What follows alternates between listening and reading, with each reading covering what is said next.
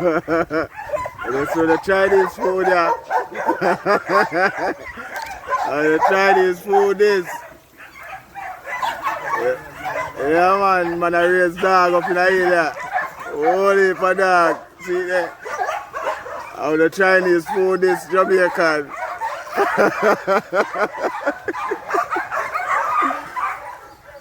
Yo.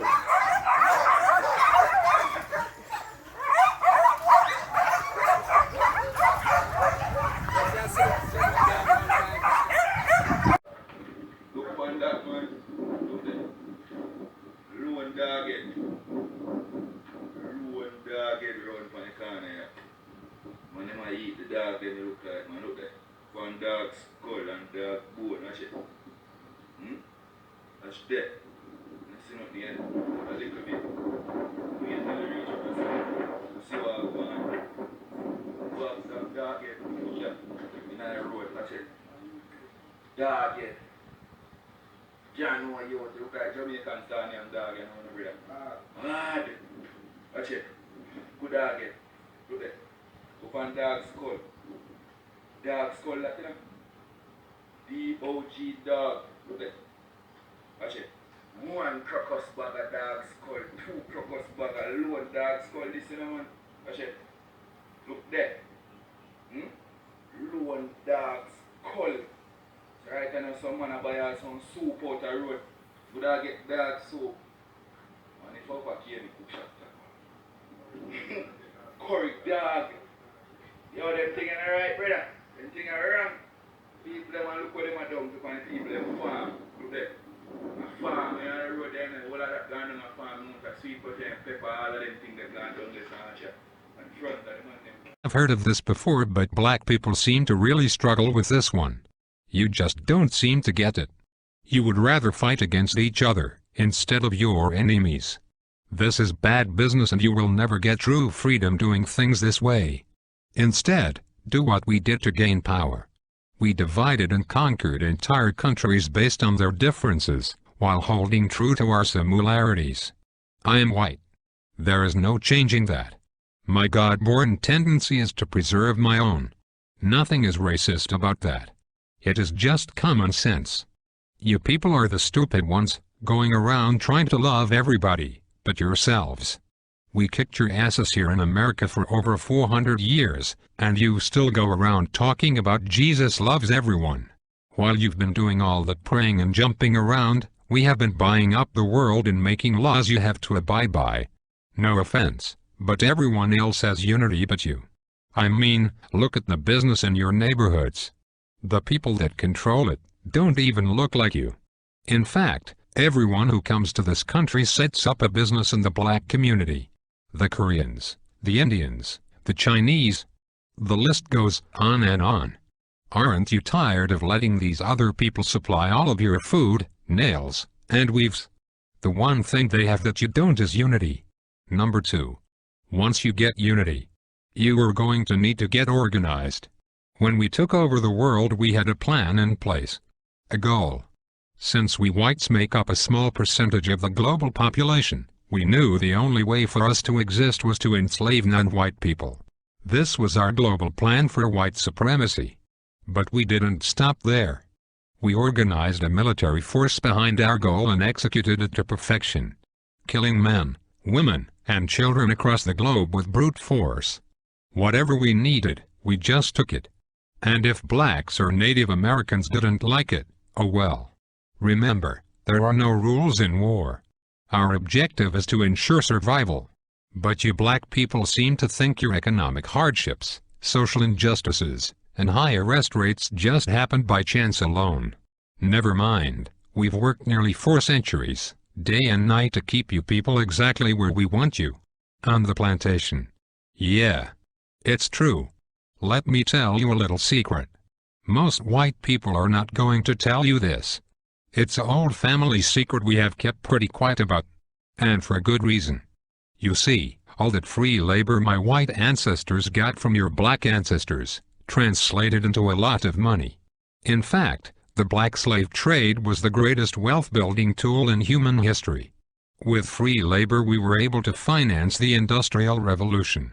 Well, all of that money pretty much stayed in the vast majority of white families. And with all due respect, whites intend to keep it that way. You see, Dr. Martin Luther King was pretty good at integrating lunch counters and toilets. However, he didn't do so well at integrating bank accounts, so you blacks were shafted out of the money that was due to you in exchange for a good job and education. But it was us whites who own most of the jobs. Which brings me to my point. It's just another plantation. I say all of that to say, being organized is more than alignment, it is knowing the traps we have laid out for you, and then moving around them. Everybody knows but you blacks. That education will only keep you enslaved. It will only produce what it has already produced. A bunch of dressed-up plantation workers perfectly content, working and serving under another man's vision. You don't really think we are going to teach you to build a nation for yourselves, do you? If you were really educated, you would be able to solve your own problems. Problems like gang violence, poor economics and underrepresentation. Instead, you will continue to pass the notion of getting a good job down to your children. This will brainwash them to be just like you. And the cycle will repeat for generations. While we whites continue to run things at the top, your grandchildren will be celebrating the first black Catholic Pope. I know this has been long, so let's move to number 3. The third way to gain black power is the most important of all. It is this way because it deals more with your psychology than your conscious mind. When we took over the world, we decided to use the most dangerous weapon of all to subjugate the darker peoples of the planet. We used a combination of white supremacy and religion to mindfuck these people into complete submission. If a robber breaks into your house, rapes your family, kills your mother and father, then tells you that in order to go to heaven, you have to worship as God. If someone did that to me, then said that to be born again, I had to worship as God, I'd kill the bastard right on the spot. But you black people seem to have no problem worshipping the God of your enemies. Even worse is the fact that for all the praying that you have done, it seems like the God of the white man is just as racist as we are. Anytime you start believing in the God of your enemy, it pretty much means you're a complete idiot and a pussy, who is too far gone to confront his adversary. This is a deep sickness, because to believe the man who murdered your family is your friend is to believe that watermelons have gills. This kind of thinking lacks critical reasoning, a skill needed to defend territory and the minds of the youth.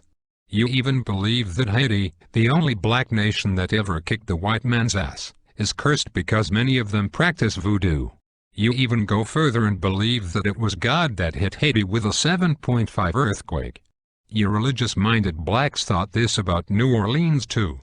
Let me tell you the truth. We gave you this God because we knew by worshipping a white God you would subconsciously be worshipping us. That was a part of our plan, and it worked like a charm on the early slave plantations.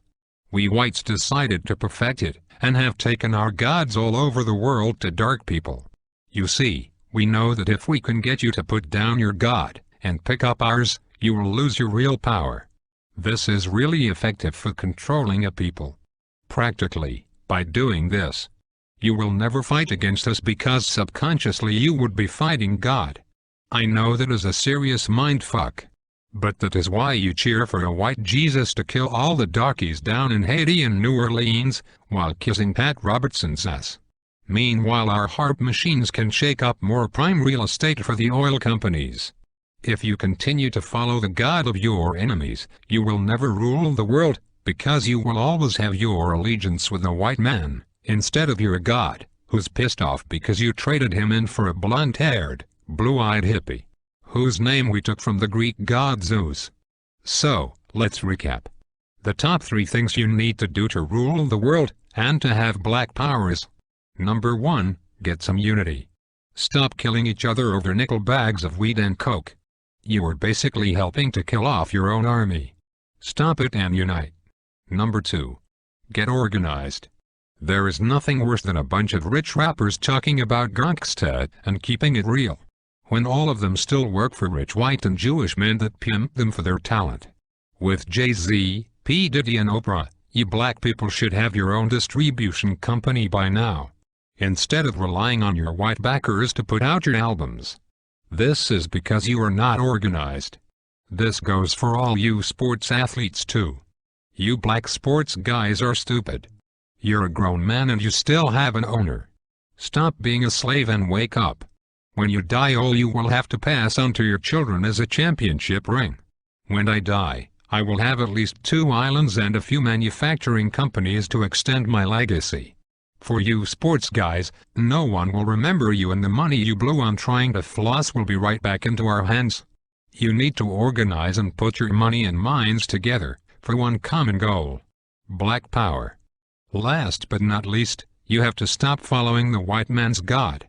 He has really done nothing for you since you started to believe in him. Basically, all my God has done for you is allow white guys like me to continue stealing from you.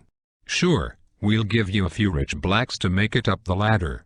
But this is to keep up hope in you, so that you will teach cowardness and fear to your children and get nothing in return. You will keep praying while we will keep slaying and taking more land and control of the earth. It will be this way as long as you fall for the lie that some white dude is going to come down from the skies and pull you out of this shit. Stop it. Instead, go back to believing in your God. The God you had when you were rich in Africa and had diamonds, gold, and health. It certainly beats the crap the white man's God has given you. Even if you believed in rocks, you would probably have more luck than what you have gotten with this guy. One last thing. Black people need to stop saying that they're blessed. This is not only dumb, but it lets us white people know that we are still very much in control.